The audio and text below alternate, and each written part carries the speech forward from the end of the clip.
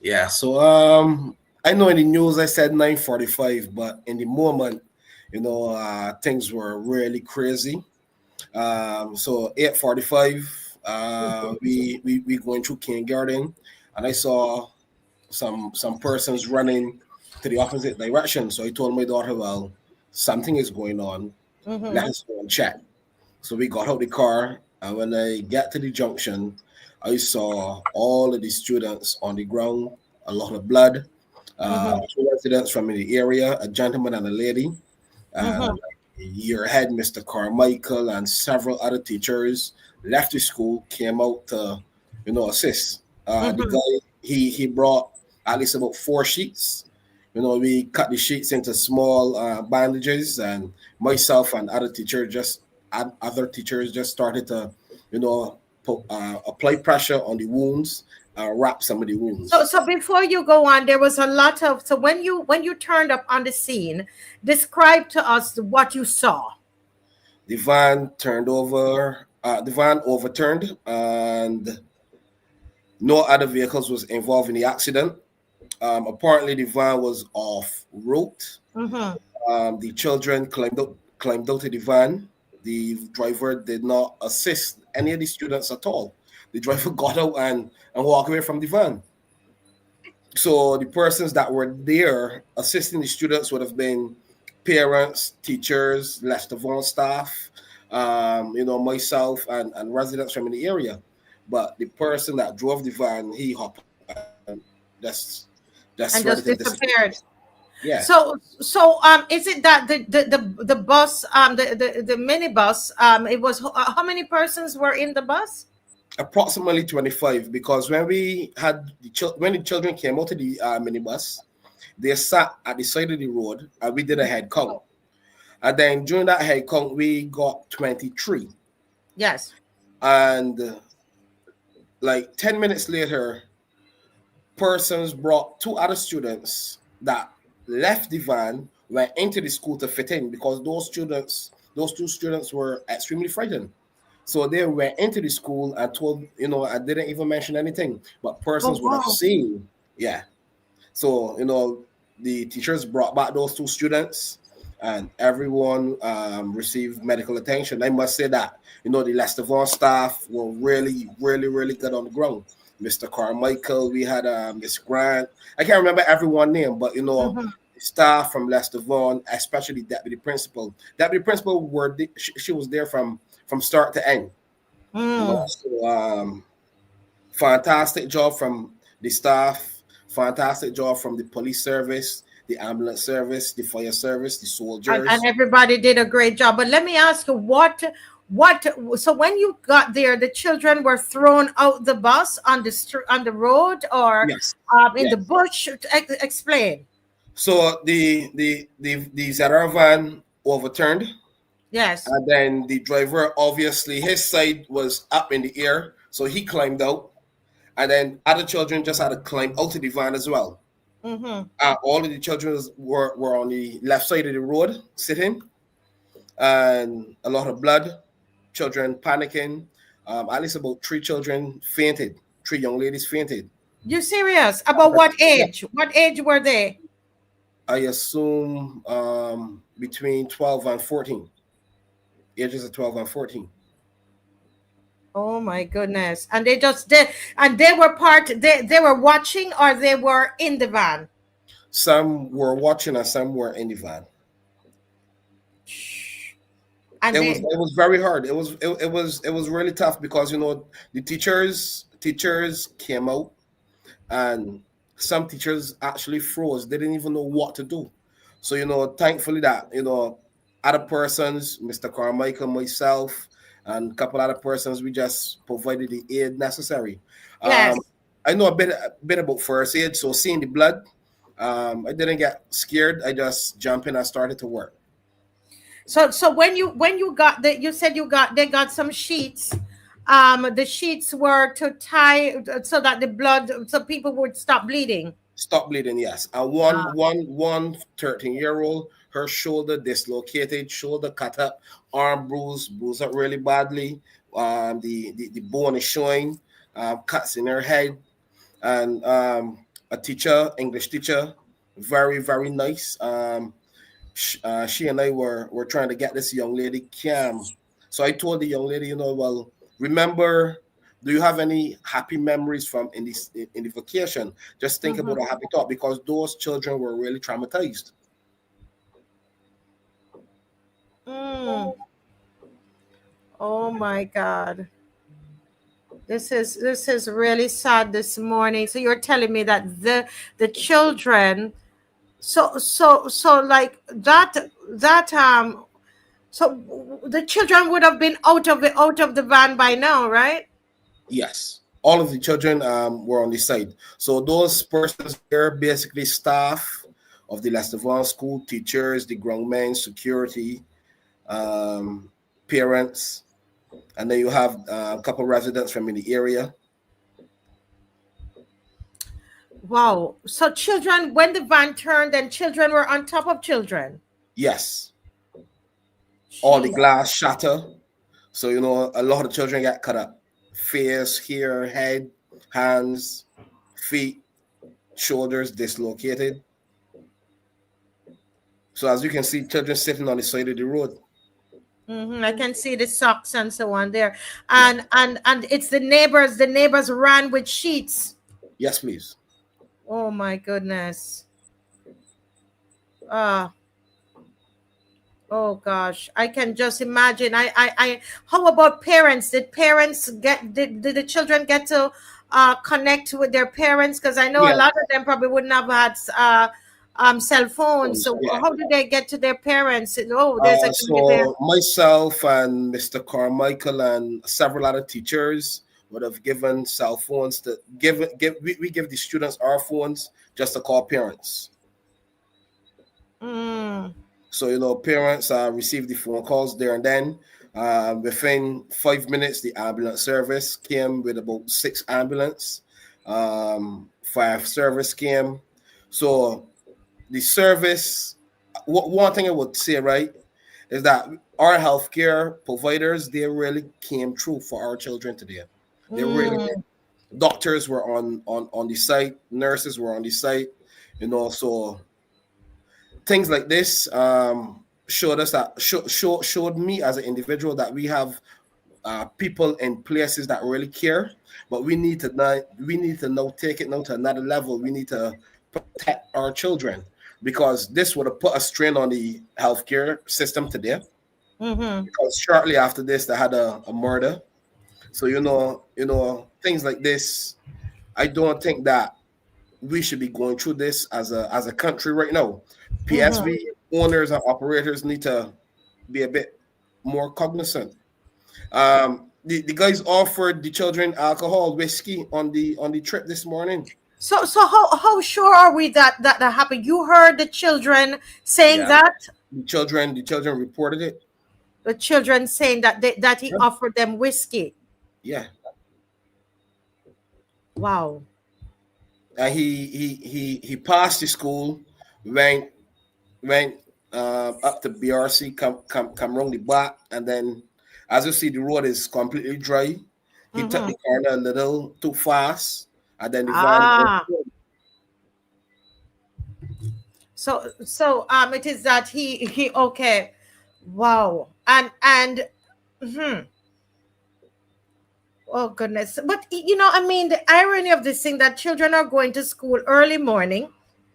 Not even adults generally would be drinking on a early morning, and you're going to offer children whiskey, if it is true, because this is what the children are saying, Correct. right? That they were offered whiskey. So I wonder if he was drunk. I saw a video just now on Instagram right before I logged in, and I was trying to get it downloaded. The video showed the same guy enter the gas station to beat the traffic. The van full with the school children, Really, music if you blasting. if you have the video, just send it to me. I can look for the link. I think I have the link Yeah, saved. just send me the link. And while he's doing that, I just want to say to we want to just send out thoughts and good thoughts and prayers to all the children who were impacted, and their families, the mothers, the fathers, the brothers and sisters. I know tonight you're probably hugging that relative a little closer, hugging your brother a little closer, hugging your child a little closer. Can you imagine your child dress up to go to school, and they have to take the bus, this minibus, to go to school? And the next thing that you hear is a call from probably Dale Rose's phone, because Dale, you were lending the children your phone, right? Yes. To call their parents. And did you hear any of the reaction from the parents, as they were talking with the children? One of the parents actually is from the constituency, my constituency, the city. So Mm-hmm. the parent was extremely worried about the her daughter and then her nephew. So parents were really really scared. I saw so many parents left work, just to come here. It is unfortunate, but public service vehicles is a public service. These people that driving it need to understand, you can't be driving the road like this, and you cannot be consuming alcohol so early in the morning, transporting, you know, our children. Mm-hmm. It is a Barbadian culture. The van culture is a culture, but What is we the van culture? So let's talk about it, because I think, oh boy, this is a very very serious thing that happened, and we must let us pause, Dale, and give God thanks that we are not, that these children, they're at the hospital, and they're getting well and getting home to their loved ones.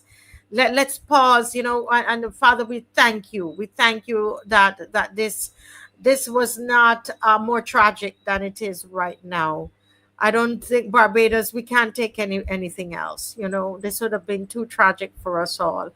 And before we go into dealing with what should be done, etc., Dale, I ask you to come on, because I felt like there is something in you being there and being present when normally you were telling me you don't even go into go to the lesson that early, and I was surprised to see you in a t-shirt. I always see you in a suit. yeah. So I wondered, is there something that you're supposed to say to the country when you were there? What in your mind, in your consciousness, what is it that you think we need to hear at this point? The Barbados needs to hear right now. Honestly, we as a people, we need to take a moment just to reflect on life and the decisions that we would have made and the journey that we would have came from. And we need to ask ourselves, do we really want our future children to adopt the same principles and standards, or the same policies, or the same exposure or journey that we went through? I don't think that, for me, I caught the van to go to Leicester Vaughan. So the conductor, he was a past student at Leicester Vaughan, Mm-hmm. and the culture is still the same. Drinking, smoking, the loud music, the guys, speeding. So we have to be real. But despite that, on the other hand, the Zara vans also provide a timely service, because when transport board buses can't go to certain areas, or can't or are not on time, the same ZR vans and the same minibus also fill that void. So how can we merge both together? I think at this present moment, you know, the, we can say that the government need to provide more buses, but I don't think it's a government issue. I think is an issue that we collectively as a people have to come up with a solid solution. Because if we don't change what is currently going on, because look, this is just one secondary school. Yeah. This is just one minivan. When I left Leicester Vaughan this morning, I was going down University Hill, and a ZR number 3 van. you know, ready to bully by the lights to overtake 4 cars. So that just happened. And now at the university, that are now leaving there. So what I'm saying is, right, we need to gel the public service and the transport board together to provide a better shuttle service for the children. Mm-hmm. So I know the government can't provide buses. So don't even let me start there. Let me look at a solution that can help. These ZRs and the minibuses have a role to play. I believe that we should hold those persons driving those vans accountable, Mm-hmm. point blank. So then on the morning, we can try to shuffle all of the children to the different terminals and allocate these same public service vehicles to shuttle the children to school, Mm-hmm. not under the influence of alcohol, smoke, and the vulgar music, but you could run it like the top program. Because remember, the government had a top program in COVID. You would Yes. bring in your yellow bus, you would register, and then you would get compensation. So we Mm-hmm. can do a similar program for the shuttle service on the morning, because these that are vans and these minivans also play a vital role for transporting our people to and fro. So we can say that we want ban school children from public service. I don't think that would make sense. I Mm-hmm. think we need to merge both together. The police need to then focus more on these that are vans on the morning and the buses on the morning, as opposed to pulling over vehicles with tin. So let me police things that really need our attention, which is our children. But Dale, somebody's saying here, and it's a good, they're alleging that most of the ZR vans are owned by Indians and the police. I don't know, but you're talking about supervising and oversight, etc. If it's really by the police, I mean, it should be very easy for them to do that, because if it is true, it's 25, this is if it is true that there were 25 children in this van that seats, how many persons does it seat? I usually think these vans seat 15 to 18 15 max. seater. That's what I think as well. I only ask you, but as far as I know, it's a 15-seater van. So I'm saying, if it is true that it's really owned by, most of the vans are owned by Indians and the police, I think it should be very, very, a no-brainer for them to be able to say to their staff, this is how this is the culture. Then should be easy. It should be very easy to change the culture. Yeah, they just need to put the correct systems in place. Once we put the right checks and balance in place, we could get the culture curbed, to be honest. Because look, the guy that drove the van this morning, he was not in the proper work attire. He looked like he was going to a fair. He Okay. looked like he was dressed for a fair. So I believe that you should have on your full uniform if you're going to do public service work. If you're going to do work and you transporting the public, dress and act like a professional. Mm-hmm. So if the PSV operators, they need to put their team through a customer service program, some kind of program to help them to understand, you know, our etiquette program to help them to understand the do's and don'ts. But we need to put stiff penalties on the drivers On the and the conductors. and the owners as well, because if I own a minibus, I am saying, if I own a minivan and you're transporting the public, I believe as the owner that I can set the culture of what, how my employees, or how my, not necessarily employees, because some of these, they are not necessarily employees, they are working the van for the day and paying, I don't know what you call that arrangement, but I'm, Basically, contract work. contract work, thank you. Yeah. So therefore, you as the owner of the bus, I can set out to say, this is how my bus, how you're going to conduct yourself on my bus, This is what, these are the rules, these are the regulations, you know, for you know, you working on my bus. I think that you can start there as well. What do you think? Yeah, I agree. But I agree. And we also need to have a check and balance, because it's okay to say that I might agree with it, but how many other owners gonna agree with it? The owners only care about, I want my 450 when the end of the day come. So the Yes. owner don't care how you get it.